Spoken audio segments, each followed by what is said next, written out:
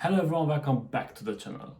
Every 2-3 days, or at least once a week, I hear that okay, this might be the end of the bull market and this will be the sign that the bear market starts. If Bitcoin goes below 30 or 58,000, the bull market is over. But do we have any indicators? Do we have any charts, graphs, anything which can give us some guidance? Well, I digged in and I want to share it with you. Stay with me. Before we start, I need you to hear the usual. Don't send to anyone crypto because they are scammers. Don't respond to scammers. If somebody is commenting in my name with WhatsApp number, that's not me. You will be scammed. Don't share with your private key with anyone. That's the 24 word or 12 words key. If you want to send me questions, write a comment, send me a message on Twitter, and use a VPN. Link in the description. Now we can start. Okay, so before we go into the bear market, bull market indicator, what is what, let's just do a fast checkup on yesterday's prices, because yesterday I gave you some price predictions, I made some recommendation when to jump in, what to wait for, so on, and I wanted to make sure that things did happen as it was predicted. Let's start with Cardano. So it went up a lot, right? It went up 43%, and yesterday it came down 15%. 15% comparing to the 1.45 price, not to the $1 price. This was something to be expected. When something raises 50%, yeah, a consolidation or a compensation of 15% is something to be expected, and this is what I told you to wait for. This is what I told you to pay attention to, because as you can see, Cardano did not pass the resistance line, and I said that only jump in if it passes the resistance line and confirms. Let's go forward. Elrond is still let's say sleeping. But it might happen that this W, which we talked about yesterday, is forming. So what we need from this W to make any sense, to have any effect, we need it to pass first this line and then this line, okay? And that will be the two confirmations which will give us hope that Elrond will turn around and go back. But for that, and I just can't emphasize this enough, we need some more volumes here. Bitcoin had a big run yesterday, and of course, as every crypto, every stock after a big run goes into a bit of consolidation. Does this mean that the end of the bull market is at the end? I don't really think so. More of that, it formed like a diamond pattern, which can be identified by this part here. So it's like small movement, big movement, and small movement. If it breaks out of this diamond pattern into the upper limit, then we can expect a good run again, and it might happen, or it's possible that if it goes up to this and passes this level and confirms here, then it will go forward. Let's talk about what I want to talk today, and that is the bull market. Now, after 1 year of the bull market, because the bull market started last year in March, we can hear every 2 days or once in a week that bull market might end, this is the end, if this goes down below this line, then the market would flip and the bear market would start. It's no question that the bear market will start. I am 100% sure about that.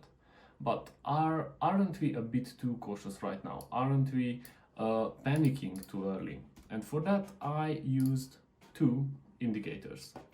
One of them is the Bitcoin dollar chart, and the monthly chart from 2011 until 2021 until this day. And I measured from every halving, because these purple lines are halvings, how many days passed until the bull market flipped into the bear market. And as you can see, on the first time in 2012, it passed 400 days.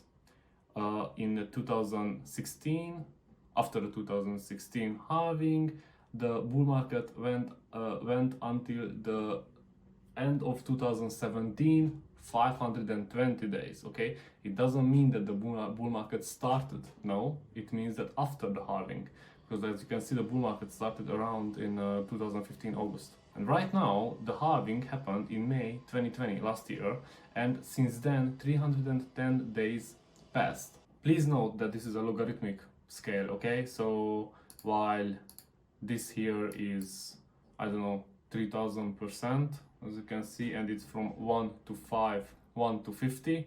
From here to here, it's again 5000%, but it's from 80 to 37,000. Let's go forward. So there is another indicator which predicts the price of the Bitcoin based on how much is in stock, how much not in circulation, but how much is already mined, and how much they are predicting to be mined each year. This indicator is stock to flow, and you have to know that this was developed for gold and precious metals because they wanted to know how much they should invest, what they assumed how much will be mined next year, and therefore based on the current supply and current stock and the next year's mining volume, they could predict what will be the price, right? Because it's about the scarcity. If they predict that they will mine a lot, then the price will drop, of course, because the metals amount on the market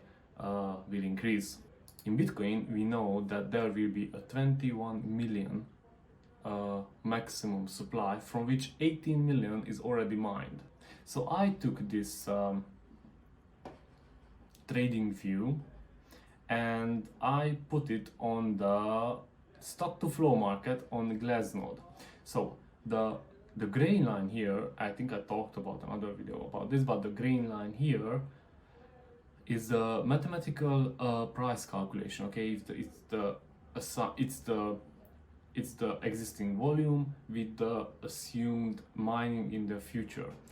The dots, the green dots, green, yellow, red and blue are the actual prices, okay? It's like weekly, I think. And the color is changing based on how many days are until the halving. As you can see, around here is one of the halving, there is the other one. So I couldn't align 100% with the chart, but that's not very important right now because we can see here some very familiar patterns, okay, which are almost the same. As you can see that after halving goes up, so on, so on. And what raised my attention is that always, and always is a bit exaggerated because right now we had 3 halvings, so it's not too much for statistics, but if we can rely on this data, then the halving, the market flipped at around this color, right? It was around the green, which says that until the halving we will have around 700 days, 800.